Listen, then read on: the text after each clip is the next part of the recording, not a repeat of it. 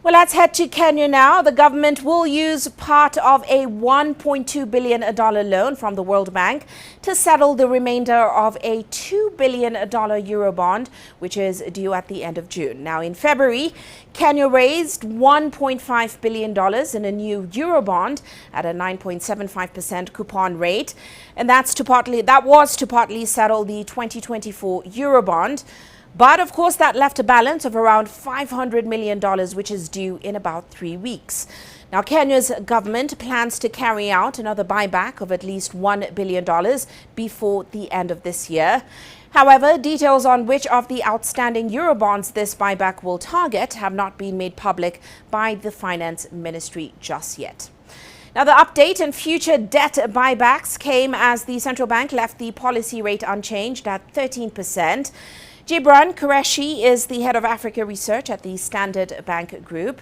When he spoke earlier to CGTN's Ramanyang, their conversation started by exploring why Kenya's Monetary Policy Committee has very limited room to maneuver.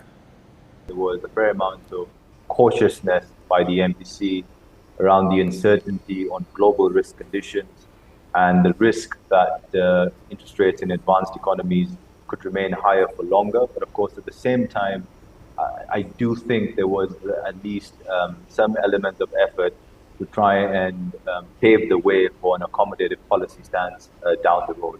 But I think, Rama, what's also really important to acknowledge is that when you think about the current interest rate corridor framework that they have, the adjustment hasn't really altered liquidity conditions that meaningfully from an overnight or interbank perspective. Because if you think about the weighted average interbank rate in the last 2 or 3 months, it's been way below the upper band target, which was 15.5% before. So to now lower that target, the upper band target to 14.5%, I don't think it's really a massive or meaningful adjustment to liquidity conditions.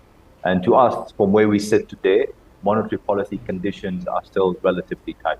Indeed, can you go into that in a little more detail? Because essentially the impression I got from the argument that the central bank governor made yesterday on that exact same point, right, about everything else that they kept mentioning when they raised rates, and including that big 250 basis point hike that they gave us in December, was, look, we need to get inflation under control. It's now back into the midpoint.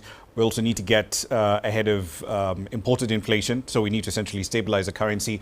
And it has been sort of stable between 130, 135 since late March.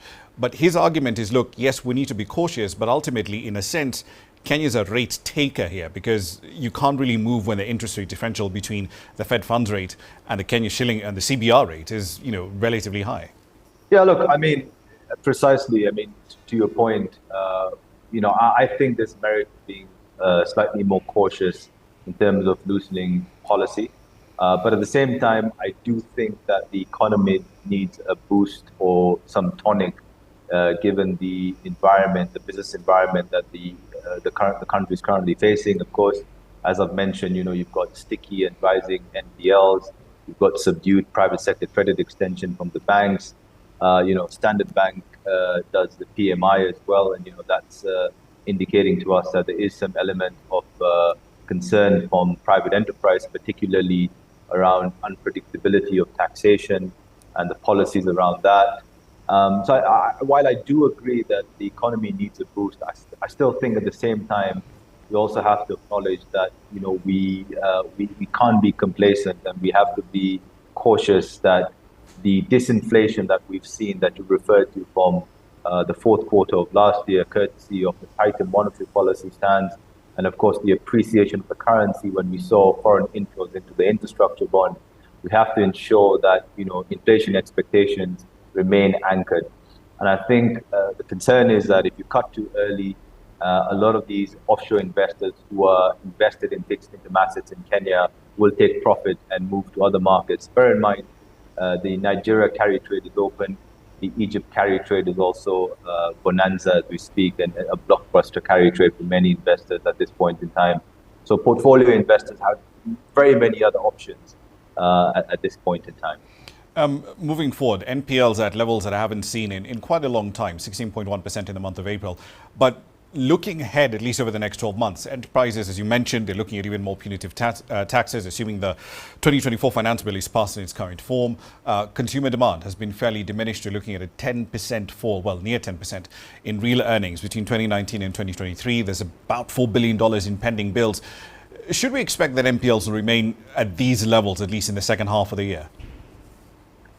Rama, I think, in abstract terms, right, as the central bank potentially moves towards an accommodative policy stance and interest rates begin to come down, we should see these NPLs also decline. But of course, from a structural standpoint, one has to also acknowledge that a big part of these NPLs, not just in the last 1 or 2 years, perhaps even longer, in the last 5 or 6 years, is attributable to the unpaid bills or domestic arrears to contractors and suppliers within the Kenyan economy. I know there has been a pending bills verification committee that has verified, I think, about 120 or 130 billion odd of those pending bills in Kenyan shillings. But I do think that becomes a drag on asset quality as perceived by commercial banks. I think that's, again, becoming a structural issue that needs to be addressed. So I don't think it's purely an interest rate play. So if you cut interest rates, you'll see NPLs come down. I think it has to be a holistic effort to also try and ensure that the stock of these impending bills